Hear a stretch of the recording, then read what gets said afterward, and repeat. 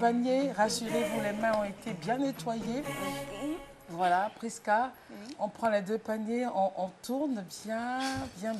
On sait que la main de Prisca est déjà innocente. On n'a pas à prier pour ça. Quand tu parles d'innocence, tu me regardes. Je dis pas plus d'un fait d'innocence là. Alors, on va en sortir 5 questions, 5 petits papiers. Voilà.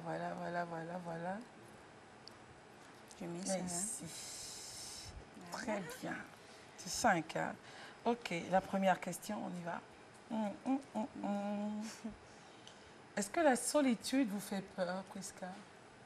J'adore la solitude.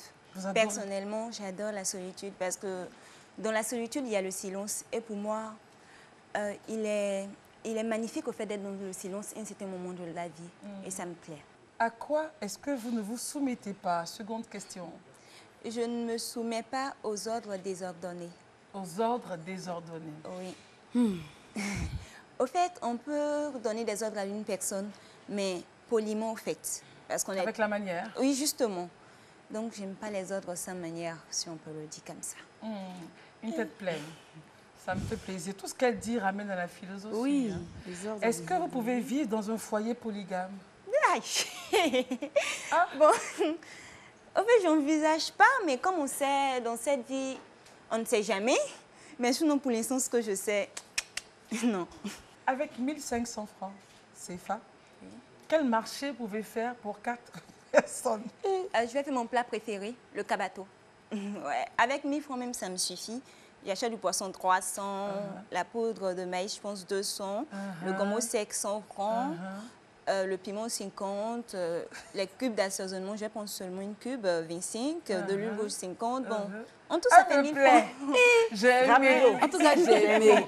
J'ai aimé. La monnaie là, tu me Et le donnes ça cabato, ici. tranquille, donc vous savez faire la cuisine. J'adore la cuisine, au fait. C'est très bien. À part notre nation, la Côte d'Ivoire, est-ce qu'il y a un autre pays dans lequel vous aimeriez vivre? Les États-Unis. Très bien. Voilà. Plat favori? Le cabato. La personne que vous rêvez de rencontrer? La personne que je rêve de rencontrer, moi-même. Je pense que je ne me connais pas encore assez. Je veux véritablement... Je sens que tu as envie de pousser. Je sens que tu as envie de pousser. Pousse. Elle touche mon âme. Pousse. Non, Surtout, parce ne que retiens pas. Elle me fait penser à Simone de Beauvoir, dit je suis en train de vivre la grande expérience d'être moi. Et c'est une perpétuelle découverte de qui je suis, de ce que je suis capable de faire. Et elle me plaît, cette jeune dame. Quel est votre artiste préféré? Black M. OK. Et la couleur que vous aimez? Le noir. Le noir. Oh. Alors, on va pousser un peu plus loin. Oui. Est-ce que vous avez eu un premier amour? Qui n'a pas eu? On a tous eu un premier Non, amour. on va laisser le peuple. Oui. Oui. OK. Et pourquoi lui, où on était jeune, inexpérimenté, et puis bon, voilà. Bon, là, je n'étais pas jeune, j'étais très jeune, trop jeune. OK. En fait, je suis quelqu'un, j'adore l'intelligence. Et c'était un jeune vraiment c'était un jeune très intelligent. Il travaillait à l'école, donc d'abord, c'est passé de l'admiration à l'amour, et maintenant à la folie après. Bon, c'est passé. À la folie, mais maintenant, c'est passé. Hein? Bon, maintenant, j'aime plus mes activités. Et moi-même. Et moi-même. Très bien. Alors, l'enfance, c'était comment, Prisca? J'ai pas eu d'enfance. Explication. Bon, enfant, j'ai rêvé d'être enfant. Enfant, j'étais confrontée à des difficultés d'adulte, au fait. C'est-à-dire? C'est-à-dire, j'ai... J'ai été maman, papa, grande soeur, petite soeur. Au fait, j'ai pas eu le temps de m'amuser comme les autres enfants. Okay. J'étais là tout le temps à penser à mon avenir. Je réfléchissais comme une adulte, au fait. J'ai pas eu le temps. Et c'est mon plus grand regret de n'avoir pas été enfant, au fait, quand j'étais enfant. Les parents étaient présents? Mes parents, ils étaient là, mais seulement que moi, j'aime la solitude. Malgré que les parents étaient là, j'étais un peu comme le papa et la maman, quoi. C'était un peu ça.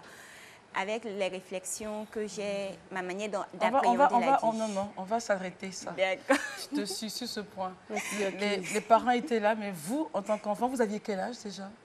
Bon, à cet âge, je peux dire 8, 9 ans. Alors, les parents étaient là et vous dites à 8 ans, 9 ans, vous étiez le papa et la maman. Oui. Et vous étiez les parents de vos parents. On peut comprendre. C'est très... J'aime, mais j'aimerais qu'on décortique un peu. Au début, au fait, il est bien vrai que les parents prennent certaines décisions, mais en fond, j'avais la capacité d'appréhender plus rapidement certaines choses que mes parents n'arrivaient pas à avoir et que le monde autour de moi n'arrivait pas à avoir aussi. Et j'étais maman puisque ma mère, à un moment, elle avait un souci de santé. Donc, je devais m'occuper de mes petits frères. J'étais leur maman, j'avais plus le temps pour dire aller m'amuser ou quoi. Et il y avait trop de responsabilités. Bon, j'aimais bien. Il y avait assez de responsabilités sur ma personne. Et j'avais mes visions depuis la classe de CE1. Donc, de ce qu'on voulait devenir. Oui. Et ce que je ne voulais pas être surtout. Oh. Vraiment, elle c'est une sacrée invitée. Elle me plaît. On pourrait l'écouter pendant des heures. Oui, elle me plaît, elle me plaît, elle me plaît, elle me plaît. Et justement, on a besoin de tels esprits. Oui. Voilà, c'est de ça qu'il s'agit, pas autre chose. On a une photo. Qui ça? Ah, ok. À quel âge on était où? Bon, ça, j'ai pas vite marché. Je pense que j'ai marché à 2 ans. Okay. Donc, je pensais que j'avais commencé à peine à marcher, voilà. Mais là, on était un peu plus en forme, hein, un peu plus ronde. Ah bon, j'avais pas de soucis. Voilà, je mangeais, je dormais, j'avais pas grand souci. Très bien. Alors, on a quelqu'un qui voudrait nous parler de vous. Elle se nomme Awa Traoré. Ma mère. C'est votre mère? Ma meilleure amie. Ah, on l'écoute. C'est quelqu'un de caractère fort. Elle est comme un homme. Elle ne se laisse jamais marcher parce que c'est quelqu'un qui s'en fout des moqueries. Tout ce qu'on va parler de mal, ce n'est pas son problème. Elle, c'est quelqu'un qui veut se battre dans la vie pour réussir. Son objectif, c'est pour aller de l'avant, c'est tout. Sa plus grande qualité, c'est quelqu'un qui est très généreuse. Elle a vraiment pitié. Elle a vraiment pitié. Ma fille, vraiment, cet enfant-là, c'est un Dieu de mais elle a vraiment pitié. Une fois qu'elle vit au quartier, tu vas voir ses amis sont des enfants. Hein.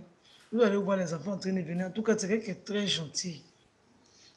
Son plus grand défaut, là, vraiment, puisqu'elle est vraiment têtue.